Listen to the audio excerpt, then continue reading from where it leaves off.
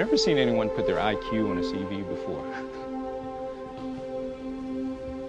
How many of these have you had?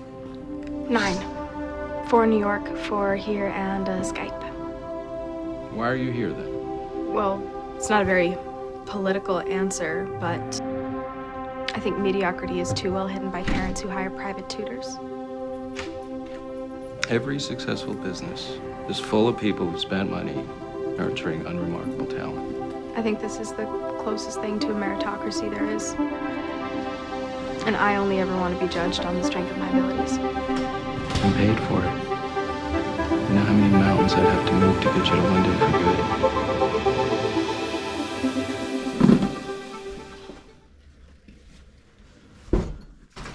Alright, back home in Stockholm. It's way too late to start, so I'll continue the vlog tomorrow, but welcome to episode 267.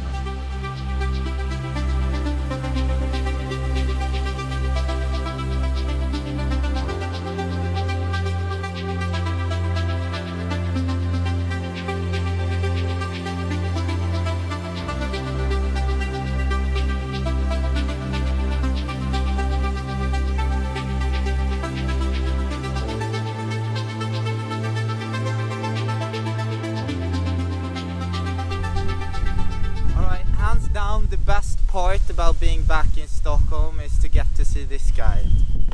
You remember Aidan, hopefully? Yep. So straight back to uni, had an intense summer at my internship. But I was thinking that we're gonna do some, I guess, like public education. Smart, digestible piece. Yep. Yeah. All right, come with. We live in a crazy world, but I just wanted to show something of interest to me, at least. Aidan, what do you think about this piece right here? Is it fake news or is it legitimate? No, it's legit. I think it's probably one of the best things I've seen out in the city for a while. Yeah. So basically, this is a graph where they measured the highest and lowest temperatures at this spot where me and Aidan are standing. The observation hill, I guess you'd call probably. it, right? And you can sort of clearly see our man-made effect on the climate in the area. Yeah, effect on the climate in the area.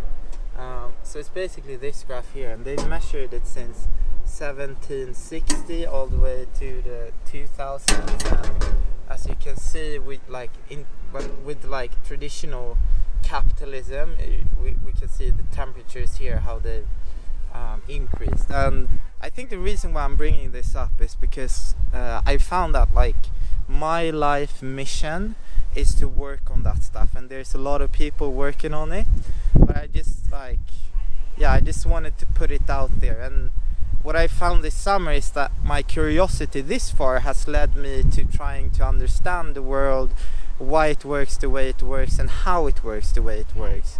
So I'll be coming here yearly to check the graph, and I believe that technology can be used as a force for good, so that this comes down a bit in a few years or a few decades. What do you think, Aidan?